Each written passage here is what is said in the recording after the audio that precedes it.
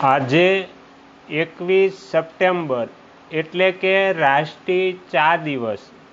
તો આજે રાષ્ટ્રીય ચા દિવસ છે, તો ચાલો આપણે ચા વિશે થોડી માહિતી જાણીએ કે ચાની ઉત્પત્તિ કઈ રીતે થઈ અને ચા પીવાથી ફાયદો કે નુકસાન, આ બધી માહિતી આપણે જાણીએ.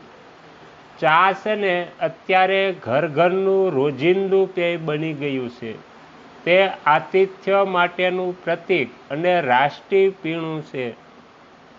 ઘરમાં હો કે મુસાફરી કરતા હો, રમતગમતના મેદાનમાં હો, મહેફિલમાં હો, બધી જ જગ્યાએ ચાનો પ્રવેશ થઈ ચૂક્યો છે. ચા અસલના વતન ચીન, જાપાન અને મલાયા છે.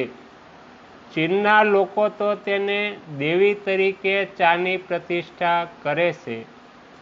તેની પાછળ એક દંતકથાઓ પણ વણાયેલી છે. એક વખત એક ચીની ઋષિએ તપ કરતા આળસ આવી અને તેમની આંખો મીચાવા લાગી. પરિણામે એ ઋષિએ તેમની બંને આંખો ફોડી નાખી અને દૂર ફેંકી દીધી. જતે દિવસે તેમાંથી ચાનો છોડ ઉગ્યો. ઋષિના ભક્તોએ એ છોડના પાન તોડીને ખાધા તો શરીરમાં સ્ફૂર્તિ આવી. આમ જોતજોતામાં ચાની ખ્યાતિ પ્રસરી ગઈ. ઋષિના તપમાંથી જન્મેલી, તેથી જ ચીનમાં દેવી તરીકે પૂજાય છે. ચીનના ઘરમાં ચા પીવા માટે એક ખાસ જગ્યા હોય છે. ચીન, જાપાનમાં ચા દેવીનું પૂરી રીતે સન્માન કરવામાં આવે છે. ચા માટે જમીન ખૂબ સારી માતબર જોઈએ. ચાની છોડની ઊંચાઈ 5-6 ફૂટ જેટલી હોય છે. જો તેના છોડને વધવા દેવામાં આવે તો 30થી 50 ફૂટના મોટા ઝાડ થાય છે. પરંતુ ચાના છોડને કાપીને 5-6 ફૂટ જેટલા જ ઊંચા રાખવામાં આવે છે. ચાના પાન દર્ભના પાન જેવા મોટા અને લીલોછમ હોય છે. તેને લીલી ચા કહે છે. તેને ફૂલ સફેદ રંગના અને સુગંધીદાર તેમજ ફળ નાના બોર જેવડા હોય છે. ચાનું વાવેતર બીથી થાય છે. તેને પ્રથમ નર્સરીમાં વાવે છે, પછી તેને બગીચામાં રોપવામાં આવે છે.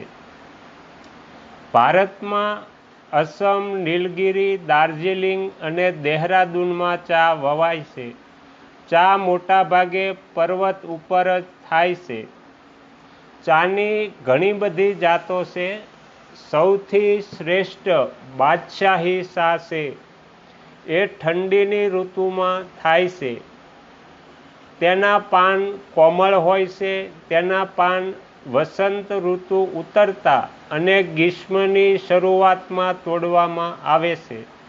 પાનને સૂકવી, વિધિપૂર્વક શેકી, મોટો દાણો, નાનો દાણો, ડસ્ટ, બારીક ડસ્ટ ઇત્યાદિ વિભાગો પાડી જુદી જુદી અલગ પેટીઓમાં ભરી બહાર મોકલવામાં આવે છે. ચા માદક છે, છતાં ચાને કડક અને નશાદાર બનાવવા માટે ઉત્પાદકો તેને જાતજાતના પુટ આપે છે. અને ચામાં કેફીન, ટેનીન અને ઉડ્ડયનશીલ તેલ હોય છે. ચાના પાંદડામાંથી પણ તેલ નીકળે છે. એ તેલ ઔષધિ તરીકે પણ વપરાય છે. ચામાં ટેનીન 12થી 25%, કેફીન 2થી 3.5% અને સુગંધિત તેલ 1થી 2% સુધી હોય છે. તેમાં રહેલા ટેનીન અને કેફીન એક પ્રકારના ઝેર છે. સુગંધિત તેલ શરીરમાં અનિદ્રાનો રોગ ઉત્પન્ન કરે છે. માનવ શરીર પર ચાની ખૂબ ખરાબ અસર થાય છે. ચા કુદરતી સ્થિતિથી વિરુદ્ધ હૃદયના ધબકારા વધારે છે. તે સ્નાયુતંત્ર પર પ્રકૃતિ વિરુદ્ધ અસર પાડી અનિદ્રા ઉત્પન્ન કરે છે. આરોગ્યની દ્રષ્ટિએ આ બંને બાબતો નુકસાનકારક છે. ઉકાળેલી ચામાં ટેનિન એસિડ વધારે પેદા થાય છે. ટેનિક એસિડ યકૃત સ્રાવને નુકસાન કરે છે, રક્તવાહિનીઓની દિવાલો કઠણ બનાવે છે અને લોહીના પરિભ્રમણને અટકાવે છે. ઠંડીની ઋતુમાં તોડેલા ચાના પાનમાં ટેનિક એસિડ થોડો અને ગરમીના દિવસોમાં તોડેલા ચાના પાનમાં ટેનિક એસિડ વધુ હોય છે. ઓછા મૂલ્યવાળી ચા પીનારાઓની અને ખૂબ ઉકાળેલી બારીક ડસ્ટ ચા પીનારાઓની ચામાં ટેનિક એસિડ વધુ આવે છે, જે સ્વાસ્થ્ય માટે ઝેરનું કામ કરે છે. કેટલાક લોકોને ચા પીધા વિના ઝાડો થતો નથી. કેટલાક લોકો ચા પીધા વિના કામ કરી શકતા નથી. એ ચાનો અભિશાપ છે.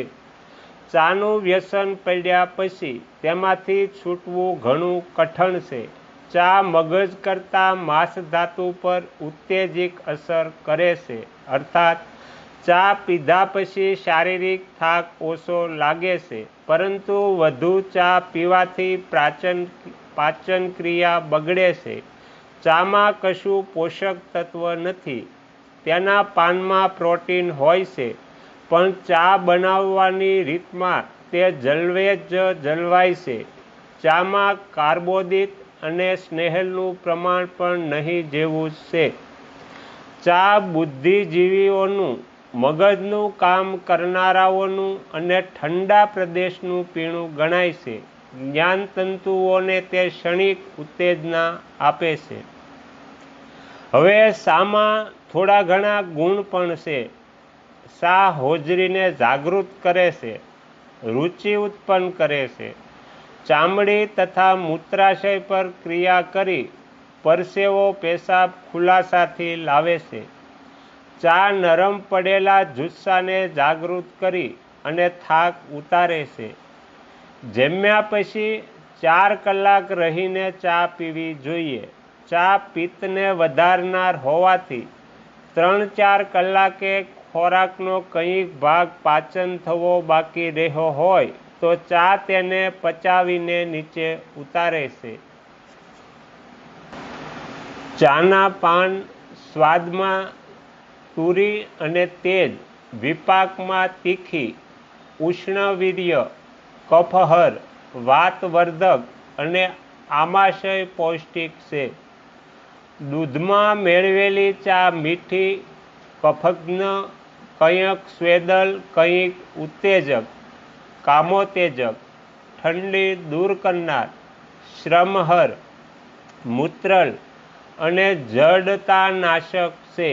ચા તાવ, માથાના દુખાવા, ઉધરસ અને સળખેમ શરદીમાં હિતાવહ છે. ખૂબ કામ કરનારાઓ થાકે ત્યારે ચા પીવે છે એટલે સ્ફૂર્તિ અનુભવે છે. દરરોજના વ્યસન તરીકે ચા ખૂબ નુકસાન કરે છે. આગળના વિડીયો જોવા માટે આ ચેનલને આ રીતે સબસ્ક્રાઈબ કરો અને આવનારા વિડીયોનું નોટિફિકેશન મળી રહે તે માટે બેલ આઇકન પણ દબાવો.